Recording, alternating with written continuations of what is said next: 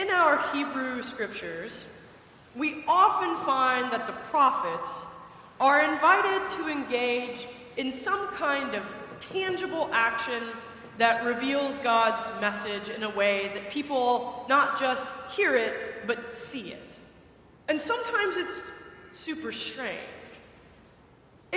Example, Ezekiel has to wander around naked for something like 3 years. Poor him, poor everybody else. Then, Hosea has to take a problematic wife, and that whole book is all kinds of problems. So I think Jeremiah gets off pretty easily that his tangible action is to go down to the potter's house. That's where we find him today. And so I imagine the word comes to Jeremiah, and he takes himself down to the potter's section of town. And he comes to the one that's working.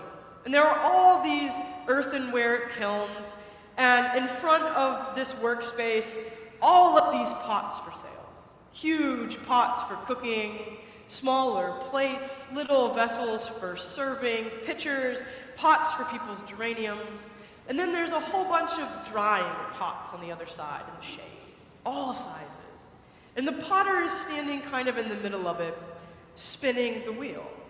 And it's a huge wheel, like 4 feet in diameter, about a foot off the ground. A huge lump of clay on it, throwing off the hump, an ancient way of doing pottery.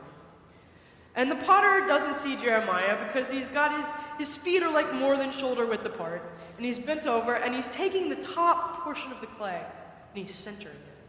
He's making sure that he can make a vessel out of it. The rest of the clay can do whatever, but the top has to be right.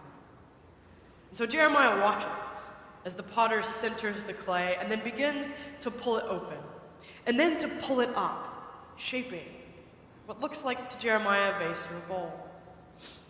And then, like some people I know well, let's say the potter has unending seasonal allergies, and he sneezes, and his hand misses the lump of clay. And so he takes a step back, and now, as Jeremiah watches the wheel go round, the pot isn't smooth. It's like ba-bum, ba-bum, ba-bum, ba-bum. The potter makes a decision. And he centers himself, leans back down, and gently, with love, but with force, pushes it back down. Makes sure the air is out of it, and begins to recenter it to start the pot again. And the voice of God comes to Jeremiah in his inmost bones and says, "Do you see how the clay was messed up? That's how it is with Israel. And I, God the potter, if Israel doesn't choose to become more pliable as a pot, will be forced to fold it in on itself and start anew." And it's a pretty clear metaphor. Israel, without going into all of it, has made some pretty grave mistakes, both religiously and politically, and things are going, bad. It's trending in a negative direction. And God is saying that Israel has part choice in that. The clay in this story has some say in how pliable it is in the potter's hand. And so God says, if you repent, if you just do any action differently and allow me, the potter, to reshape you according to our covenant, our agreement about your life with me, then we don't have to start all over again. But it may be that that's the only option. And so it's an interesting metaphor, but I think it's a little too straightforward on the surface. And like all good stories, all good metaphors, I think the details are revealing. So I think we start with clay. Clay is clay, right? Oh, no. There are at least 3 basic kinds of clay. Here's your art history, or art lesson for the day. There are 3 basic types of clay. There's earthenware, stoneware, and porcelain. They don't behave the same, not even close to it. And within that, you can add things to clay, sand or grog, that change the way they work. You can mix clays together. You can change the color of them. The minerals in them are different. There is almost an infinite number of clay body possibilities that all behave and look differently. And some of them have a predilection for different kinds of shapes that are best for them, based on how durable they are, how plastic they are to mold or to shape.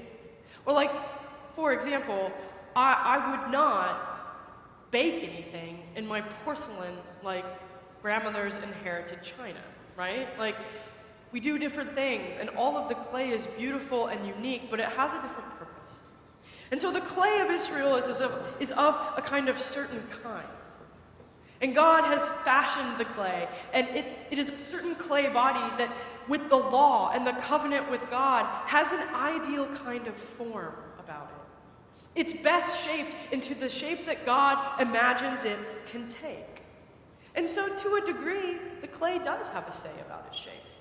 It's a certain kind of being, it's a certain kind of essence. It'll do certain things easier or harder. And in this metaphor, the clay has a little more say than that. It can decide how pliable to be in the potter's hand. Which kind of brings me to the second part of the metaphor, which would be the potter. Infinite amount of clays, infinite number of potters. Jeremiah doesn't go to just one potter, like it would be in a section of town where everyone who pots hangs out and does their craft together. And so if Jeremiah were to say, here is a lump of stoneware that is gray with a mild amount of grog, what do you see it becoming? Potter Aleph will look at it and say, I see a beautiful mug. Potter Bey will look at it and say, no, I think it would make the best picture possible. And Potter Gimel looks at it and says, no, vase. It's a vase. Infinite number of potters can imagine an infinite way a clay can be and shape it accordingly. And God imagines a certain shape that Israel can take that is best for its life. But extending the metaphor a little bit, I have to wonder what other potters the clay of Israel is submitting to. I mean, they're making a lot of choices about who gets to shape their life. Israel has a real problem with false gods. That shapes the clay. Israel decides that it's great to have a lot of really unfortunate foreign alliances. It shapes the pot into a different shape. Israel decides that economics and haves and have-nots is okay, and so that kind of policy shapes the pot. And none of those shapes are what God the potter intended. Those are the imaginations of other potters that work on the clay. And they're not the best shape for the clay. And so God can come back and work on it, and maybe it's a matter of more water or less water, or trim it a little, or maybe, as God indicates, it has to be pushed all the way down and started anew. The gift about metaphor, gift about story, is that it has more than one application. So how about you? We're not ancient Israel. It's like only a few decades removed from our existence. But clay and potters, it's an imagination that has captured the Christian tradition for some time. And it works really well. So what kind of clay are you? There's an infinite number of clay bodies, all of them drawn from this good earth. And they can be turned into an infinite amount of vessels, beautiful in all of their different ways. And they all come with sort of a set of characteristics. And I think, I don't want to get into like arguing about nature, I don't want to get into any of that, but we are born with kind of an innate core sense of who we are. If we have children, we know they kind of pop out and have a little bit a mind of their own. And sibling 1 is not like sibling 2 is not like sibling 3. There's something about us from the very beginning that's us. Something core, our corest self. That's our clay. But we immediately pop on the wheel. Pretty much life does that to us. And various potters begin to shape us. And we're more or less pliable throughout our age, and depending on our clay body, some of us are more or less stubborn from the very beginning. A little bit groggier, if you will, a little bit, stiffer. But our family of origin is the first people that get a sort of go at shaping our pot. And we don't have to like it, but scholarship is clear that family of origin exercises an enormous amount of influence on us. And sometimes I think if we look back and we're honest about some of the things that hang us up, they come from something that the person who raised us said. It just took root. It's how we got the love that we want or didn't want or suffered abuse as kids. It shapes our pot, a kind of determined beginning. And we can kind of do something with it, but it's a little bit startling. But then parents worry a lot about how their kids are shaped by their friends, because the company we keep shapes us. It's not just true for kids. It's true for all of us. Our friends shape us. In good ways and in bad. The same as our family. I kind of went negative, but if you're in a great holding environment growing up, that starts your shape also. And the coaches we have over the years, and the mentors that we have, the education and the philosophical way we frame, the religious institutions we find ourselves in, and our successes and our failures, our illnesses, all of these things shape us. More broadly, our experience of American culture and its expectations and norms it places on us about gender, about sexuality, about race, about economics. Our pots are shaped. And to a lesser or greater degree, we're pliable to those potters. And to a lesser or greater degree, it fits our kind of innate shape. But really, the invitation is about God the potter. And we have to ask ourselves, though, what potters have we allowed most deeply to shape the clay that we are? But the invitation of the text is to let God be that primary potter. Not because God's an egomaniac or a control freak, but because God intimately knows the type of clay that we are.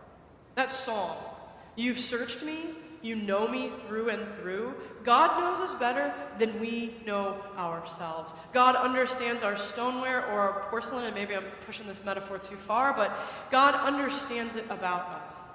Knows the shape that we can take that will be best for us, that will bring us the most joy in life, that will help us live into the gifts that are only ours, that will help us be a blessing to the world by being our one beautiful, unique shape. God is the potter who knows us and imagines what that bowl or cup or vase is that we are in our deepest spaces. And we shouldn't be naive. Lots of things shape us, for good and for ill. It makes us who we are. But to what degree are we pliable in God the potter's hand is the question. Because eventually, someone sneezes, or something else happens and our pot gets out of kilter. And God can come in and add a little water, dry it out a bit, trim it, reshape it, and sometimes, gently, with love but with strength, push it down to make something new. Because sometimes we reach that place in our lives.